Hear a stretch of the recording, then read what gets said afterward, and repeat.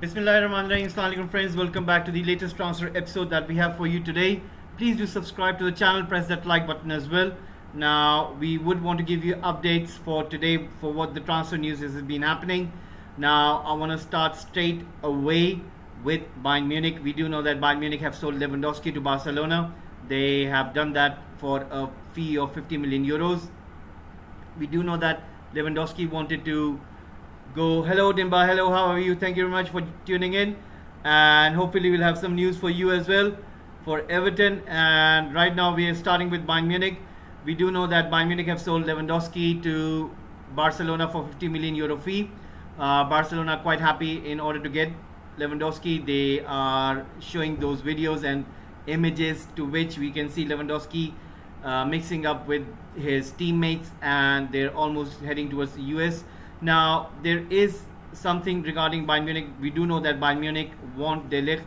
They have spoken to Juventus, so a figure of 70 million euro fee has been accepted plus 10 million euro add-ons. So that means Juventus, they were looking for 80 million euros in total. They're gonna get that from Bayern Munich, and what they're gonna do is they're gonna be trying to go to Villarreal and ask for Pau Torres, and for sure. But how do they get the money? Are you speaking about Bayern Munich? The thing is, Bayern Munich, they wanted to sell first, and then they wanted to go for De Ligt. If they get 40 million euros, they can pay them in installments. The big fee is the majority of the fee, which is 40 million euros to 50 million euros. They're gonna pay that, and then they're gonna pay rest with the installments and plus some add-ons. So Bayern Munich do have the money, and remember that they always were interested in De Ligt.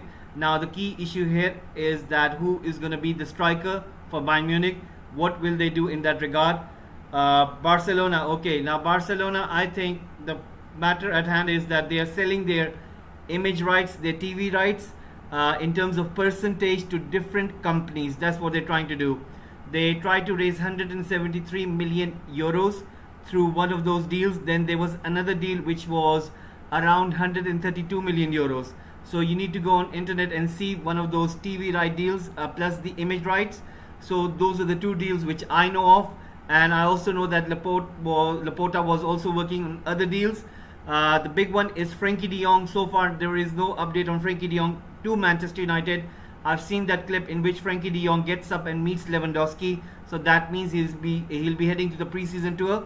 So I'll be thinking that maybe there will be some sort of agreement between Frankie de Jong and Barcelona regarding those deferred payments. So once that is done, then we will find out what happens. I think this is gonna be a little bit played out in terms of timing, and I do know that there's so many transfers on hold because of this reason only, and that is why there's so many transfers which are put on hold. So we'll have to be patient enough to see.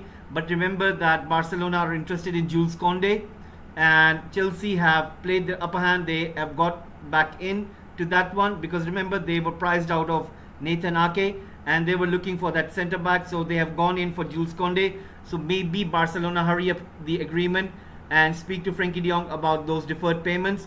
But what we have seen so far is that if he's sitting in that preseason camp, I think he will be heading to the preseason tour. But let's see what happens going forward. Now what we'll be doing is we'll be talking about Bayern Munich getting their lift, and then Juventus, what we'll do with that money is they will go to Villarreal and ask for Pau Torres, and I think Pau Torres valuation was reported around 50 million euros. I think there will be some sort of compromise between Juventus and Villarreal, to which I think there will be a 45 million euros plus some add-ons, and we will see Pau Torres moving over to the old lady and playing for Juventus. Now we also know that there are some talks going on with another Serie A team. Now this is a huge news. This is one of the big news. I wasn't expecting it. I thought maybe I think it's just an inquiry, maybe something not as much as that serious. But this news has been breaking away since last 6 to 8 hours. Now this news is that Paulo Dybala will go under medical test as a new AS Roma player. So there you go, guys. Never imagined that Roma would be signing a player as the caliber of him. You know, Jose Mourinho has really done something over here. He has worked his magic. He has spoken to the player. The contract is going to be until 2025. The contract is worth 6 million euros, which is a huge. Roma have never paid, I think, that much amount of money. I do remember that the contract which they offered to Totti as well as De Rossi was a big one, but this contract is gonna be humongous. So that's gonna be a big move. Dybala will be moving to Roma. He's gonna be the new Roma player. Imagine him, Tammy Abraham, and if in case if Wilfried Zaha joins AS Roma as well. Now that's a big if. Don't know how much Roma have in terms of money. We do know that they're getting interest in one of their players, Zaniolo, and if Zaniolo gets about 30 to 40 million euros, then I can definitely see Roma going back for Wilfried Zaha. But Paulo Dybala will be playing for Roma, and the contract is going to be signed soon. So official statement being prepared. Huge signing for Roma on free transfer. So Roma signing Paulo Dybala is going to be one of the huge move, and I never expected that to be. Mourinho key factor, he called Dybala to explain the project. All the documents being prepared, free transfer imminent, and that's what it is. I know, Dimba, that's a big shock. It was a big shock to me as well. Now we're gonna come now to Chelsea. We do know about that Jules Koundé is the number one target for Tuchel. He was last year. Now it seems that they're going back in for him. So we will see Thomas Tuchel going in for Jules Koundé. They will bid in money to Sevilla player. We also know that they are also in talks with PSG regarding Kimpembe. They want another centre back. They think that Kimpembe is that player. Now the valuation, the figure is being reported 50 million euros plus. I think Jules Koundé is going to cost a similar amount. So that means Chelsea will have to spend around 85 million pounds on those two new centre backs. Remember, they have signed Koulibaly. So if you add that amount of money, which is around 40 million, so Chelsea will end up spending 125 million pounds for 3 central defenders. That's huge. That's a big splash on sorting out your defense. So that means Chelsea are rebuilding in proper terms by building up that defense. We do know that they will have to raise some cash. For that reason, they will have to sell some of their fringe players and maybe some players who are unwanted. That is the reason they sent out Lukaku on loan. Lukaku was getting paid huge fees in terms of salary wise. That is why they had to cut out his salary. They sent it out on loan to Inter Milan. They wanted to offload some of his wages, and right now they will have to sell one of the French players, which is Armando Broja. He has been playing for Southampton previously, but he's a Chelsea player. We are seeing that West Ham United are edging closer to an agreement with the player regarding in terms of acquiring him permanently. The figure which has been reported is around 30 to 35 million pounds.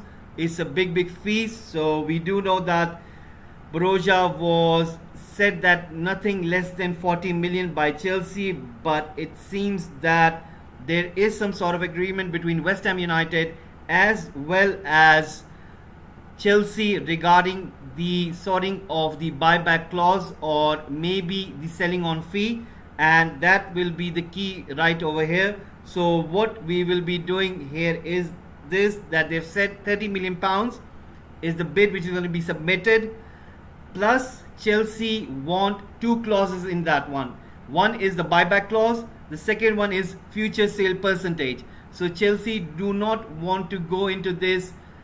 They are asking for a low amount of money, which is 30 million pounds. Otherwise their asking fee was 40 million pounds. The reason they are letting go of that 10 million pounds is because due to the fact they want to add the buyback clause as well as the future sell on fee. So that is what the key is right now in this deal. We do know that West Ham United are still speaking to Lingard. There are still some things going on because Jesse Lingard has been issuing no statement yet. Neither his representatives, is due to the fact that he still fancies to play back in UK. There was some news circulating that he might head out to MLS, but for some reason it has been reported that this is far-fetched. He still thinks that his future lies in Europe. That is why he would still want to play in Premier League, and for that reason West Ham United are still into it. So let's see, can David Moyes kind of convince him to come back to London and play for West Ham United. So this is the update we have so far for West Ham United. Now what we're going to do is we're going to be speaking about Arsenal. Arsenal are still in talks with Manchester City. £30 million for Zinchenko. The contracts regarding Zinchenko with Arsenal is still ongoing. The discussion is still going on. Apparently Zinchenko wants a little bit more. That's what he's demanding as of right now. For that reason, Arsenal are still in talks with the player. Most probably there will be some sort of compromise. There will be some sort of an agreement. Arsenal really do need the player, and once that agreement is done, we will see City moving on to the other target, which is Cucurella of Brighton, and there will be this series of transfers happening. Once all these transfers start happening, I think about, I was calculating the other day, they were like about 5 transfers waiting to happen. It's just a series of them. Remember, Nicolas Pepe is being targeted by Leeds United as well as Sevilla. So if Sevilla want Nicolas Pepe, they need to sell Jules Koundé. If Leeds United go in for Nicolas Pepe, Arsenal will get more money. So everything is happening right now. Everybody's interconnected. So that's what the case right now. In another news, AC Milan, they have re-signed Zlatan Ibrahimovic, who's going to be 41 years of age when he will be playing in the new season. I think I've never heard anything like this. It's totally crazy. A player of 41 years of age playing in Serie A, and he will be getting paid about 1 to 1.5 million euros net guaranteed. Plus, depending on his performances, if he scores some goals, he will be getting those kind of bonuses. As well as there is being reports that AC Milan are also speaking to Renato Sanchez. We do know that Renato Sanchez is being looked by PSG. Luis Campos wants Renato Sanchez, but AC Milan has started the talks back again, and we can see AC Milan are getting back into the market. Maybe Paolo Maldini really wants to get those players which they were trying to target early as well. Regarding the talks about AC Milan with Clatere, it's still ongoing. Leeds United have made that bid. So far nothing has moved on forward, but the player is not being played by the present club. They don't want to get him injured. That is why they're keeping him on the bench. But pretty much AC Milan will have to offer more than 20 million euros to which they offered. I think there will be some sort of compromise as well. You know, these kind of deals, they tend to take time because due to the fact that in this moment right now, it's June and July, World Cup would have been taking place, and the clubs see this as that when a player is in the World Cup, their value tends to go up. So once the World Cup is finished, then they tend to make the deal in which they can add like 5 million or maybe 10 million to their value, to which they think is a proper case for asking the correct valuation of the player. Now the World Cup is going to take place in November and December. Now if a club comes in before and says that we are interested in your player, the clubs are considering that fact that if they go and play in World Cup, their value will go up because their performance is going to be good, and for that reason they need to put the valuation up. So that is the reason AC Milan will have to budge some more. They will have to offer like 5 to 6 million more, otherwise it's not going to go anywhere. That is the case right now in this very moment. Guys, if you can please subscribe to the channel, if you can please press that like button as well. You can give in your suggestions in the chat box. If you want to ask anything, we'll be answering you here. Please do subscribe and share this channel with your friends who are into football. It will be really lovely. We are trying to grow this platform on YouTube. Please do subscribe. Now coming back to the transfer news, we are also going to mention about Manchester United. We do know that Manchester United have spent a big money on Lisandro Martinez, and it seems that Lisandro Martinez would have costed them 40 million to 50 million euros. But this time around, Ajax have asked for more money, and Manchester United, due to Erik ten Hag, have ended up paying more. But it's the thing that manager requested, and United have made it so. Now United are looking at Anthony, but there are some news coming in that United are also looking at many strikers options. Is due to the fact of the uncertainty with Cristiano Ronaldo. Cristiano Ronaldo, who is being linked with a move to Atletico Madrid. It's almost shocking. Don't know where this one has come from, but this has come from Portugal as well as from another media outlet, that Atletico Madrid have apparently spoken to Cristiano Ronaldo's camp, but it seems that the news is saying that the Ronaldo's camp have spoken to Atletico Madrid. So who's speaking the truth? Nobody knows, but we do know that Cristiano Ronaldo is desperate to leave Manchester United, and he seems to think that he has no future at United because due to the struggles of United last season, and he doesn't think that this season they'll be able to win anything. They're not playing in Champions League. This is the World Cup year. He wants to play for the top competition. He has never missed a Champions League campaign, and that is the reason why he's looking for a move. Let's see what happens on that front. I still think that Bayern Munich, they have said that clearly that they're not interested in the player. They don't want Cristiano Ronaldo. So let's see what happens on that front. We will wait and see. Now, regarding Manchester United with Anthony, it has been reported that Anthony valuation is around 80 million euros. Ajax are not going to come any lower than that. Manchester United think that's a little bit too much. Manchester United want to make a deal happen between 50 to 60 million euros plus some sort of add-ons, but Ajax don't want to sell anything less than that. They think it's a World Cup year. Again, the same factor. The clubs, they don't want to sell it on cheap. They think that selling on this amount of money is not going to help their cause, because in the World Cup their value is going to go up, and they don't want to lose out on those 10 to 20 million euros or pounds. That is the reason they're asking for lots of money in this transfer window. Now, talking about other clubs, we're going to be speaking about Everton.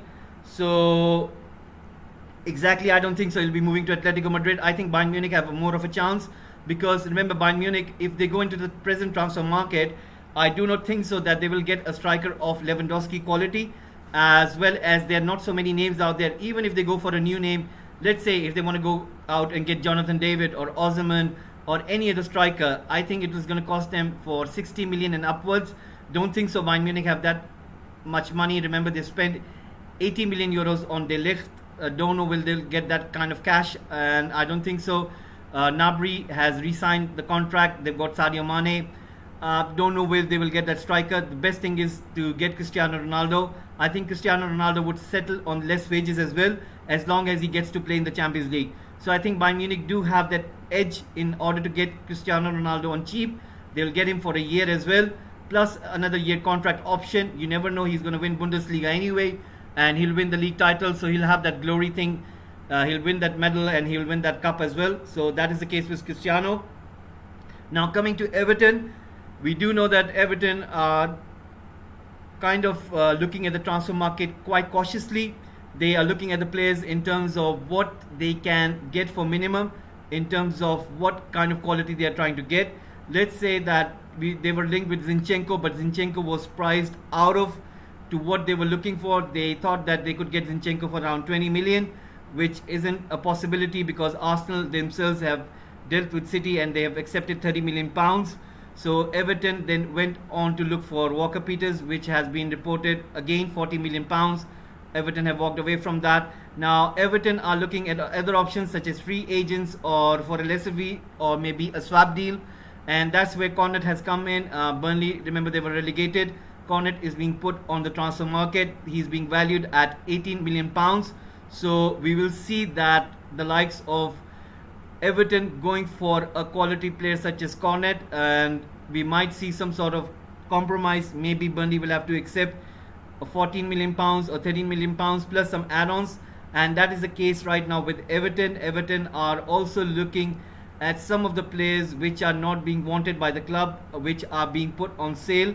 So I wouldn't be surprised if Everton do go in late for some of the players. So let's see what happens.